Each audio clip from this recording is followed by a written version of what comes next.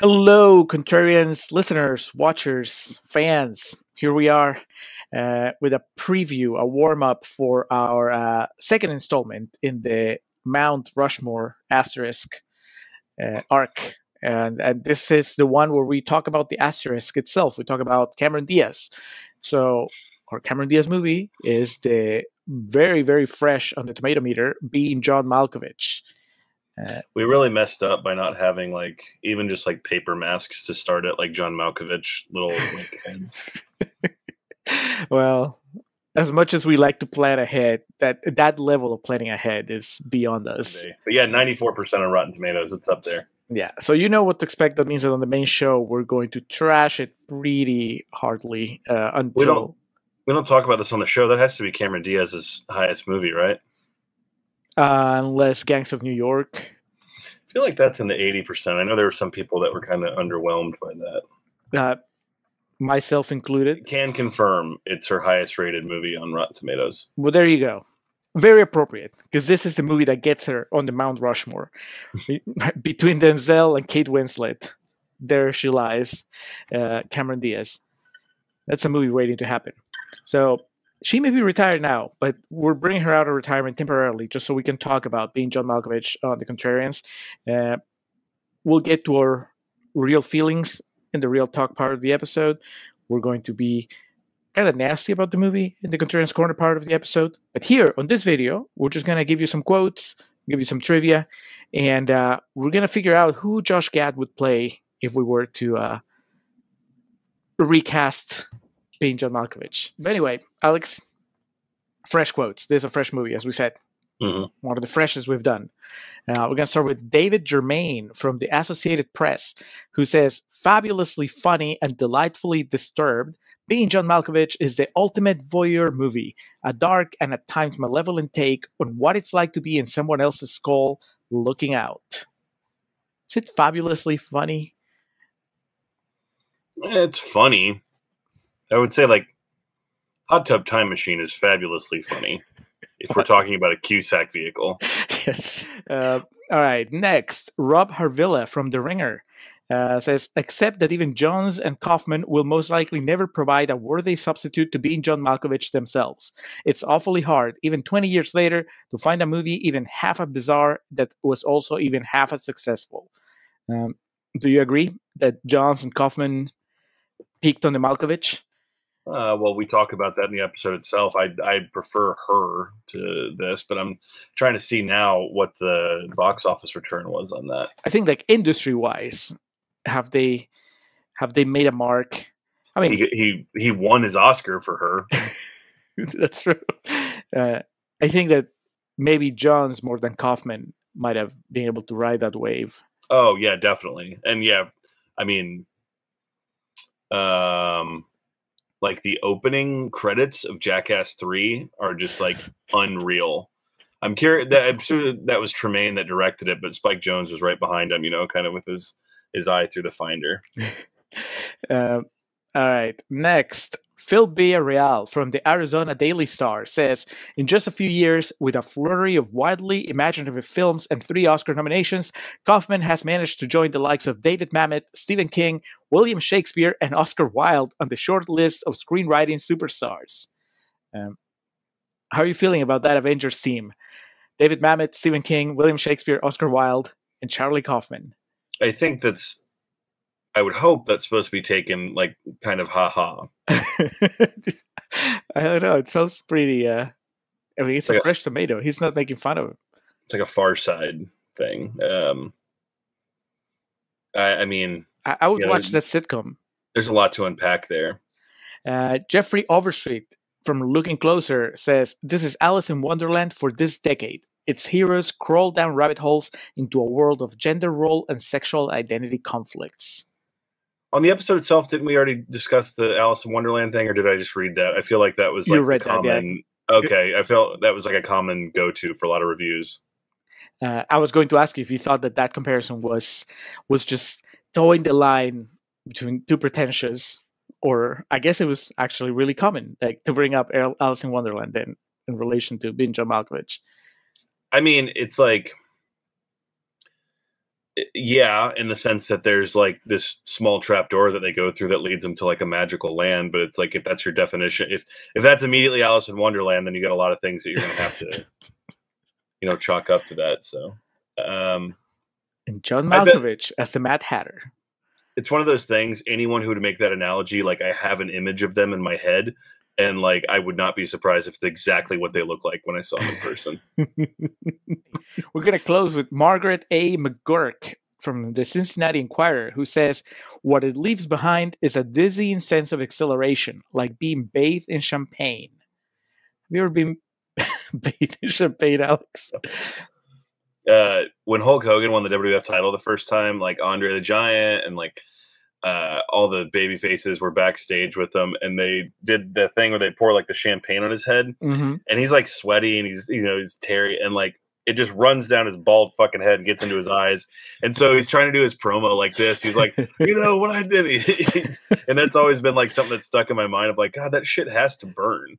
And so, when I was younger, I thought like the most successful thing you could ever do in life is pour champagne on a woman's breasts like Matt Dillon does to Denise Richards in Wild Things. But since then, goals.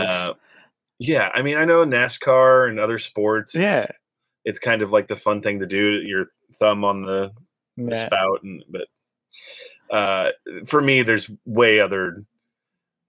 Like you could have said, like, the feeling of relaxing in a hot tub with a good drink or like a fine cigar or something like that. But would that be Being John Malkovich? No, Being John Malkovich is like an all-nighter that kind of ends on a happy but odd note. All right, now we're done with the quotes. So before we move on to trivia, Alex, being Josh Gad would be too easy. Yeah. So. Where do you put him? If he's not Malkovich. Well, he's John Cusack. He's Craig. That's, to me, who would make the most sense. So you have Gad and Diaz together for the first time. Yeah. I mean, I wouldn't do the long hair on Gad. Because then, the dynamics get thrown off. But, yeah, I think that works. Or you would do, he plays himself, and he's Malkovich's, he's the Charlie Sheen character. He's his friend that kind of reins him in. Yeah. Now, give me some trivia, Alex. Tell me about Being John Malkovich.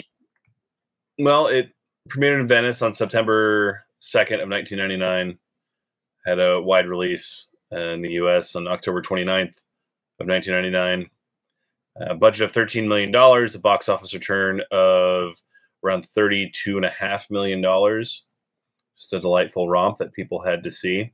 It was a limited release.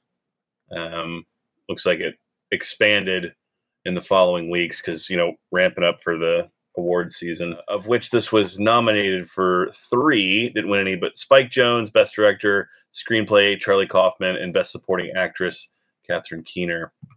Julio does really well on the 2000 Academy Awards trivia in the episode itself, so be sure to check that out. I got some good sleep that night. I was ready to go. When Cameron Diaz was dressed up in character and tried to talk to some of the members of the crew, they thought she was a stranger, like someone who just wandered in on the set. She looks different, but she doesn't look that different. No. It's one of those that like a double take of like, oh shit, that's Cameron Diaz. John Malkovich was approached about the film several times, and he really liked the script, but he and his production crew felt that another actor would fit better. Malkovich offered to help produce the film and aid Spike Jonze in any way, but didn't want to star in it. Eventually, after a couple years, Malkovich's will was worn down, and he agreed to star in it. And that's Kaufman. Charlie Kaufman had no backup actors in mind to play themselves in the title role if John Malkovich couldn't appear in the film. And every time somebody offered to produce the film on the condition of a different actor being used, Kaufman adamantly refused, even when Malkovich himself made the offer, which is just kind of funny, spoiled behavior. Want to guess how many times John Malkovich's name is said in the movie? The nightmare sequence alone has to be like 50, so I'm going to go with 100? Close, 130. Nice. According to the script, the song intended to be played over the closing credits was "Put Your Hand Inside the Puppet Head" by the Might Be Giants. I feel that would have just dated it more so than some of the shit that happens in the movie itself. In the first draft of the script, Lester and his friends weren't using Malkovich's portal as a means for extending their lives, but in a plot to take over the world in the name of Satan. Satan was the mysterious Flemmer that Merton Flemmer building was half named after. Since the 2000, you're going to like this one, Julio. Since the 2017 release of Get Out, fan theories have suggested that Get Out is a sequel to this film, with with Catherine Keener reprising her role 18 years later and Allison Williams playing the grown-up Emily, Malkovich's daughter. Get Out director Jordan Peele has responded to this by saying that it was not his intention when he created Get Out, but he still likes the theory and has discussed it with Being John Malkovich director Spike Jonze. Notable parallels include the theme of one person's consciousness taking over another person's body and being trapped as a passive spectator inside of a body, being absorbed in this film, and the sunken place in Get Out. I mean, people have too much time on their hands, man. Get Out definitely makes up for the lack of black people in Being John Malkovich. So I can see how the universe came together there. But no, I mean, the whites wanted to soothe their conscience about it. They're like, oh, it's the yin to the yang, that type of thing. Cameron Diaz wouldn't play along, so they killed her. The Cameron Diaz character. That's just a little bit of what we have in the actual episode. Like I said, full Contrarians Corner, where we talk about it as if it was a bad movie. Full Real Talk, where we talk about it and we just try to figure out what really happened in that story. And a lot of fun, as usual. Coming up next, patron pick. We take a break from the Mount Rushmore arc, and we're going to talk about the Evan Rachel Wood / James Woods vehicle, Pretty Persuasion, courtesy of patron Ben Murray, who... It's more of a Ron Livingston vehicle than a James Woods. Really? Oh, no. Yeah. I think that when the dust settles, the first person you're going to talk about is James Woods. That's fair. Whether you like it or not. But that's next. It's on Peacock and a couple other places, so you can watch it ahead of time. Watch Being John Malkovich first, if you haven't. But anyway, thank you for checking out our video and the podcast, and we'll talk to you again soon. See ya.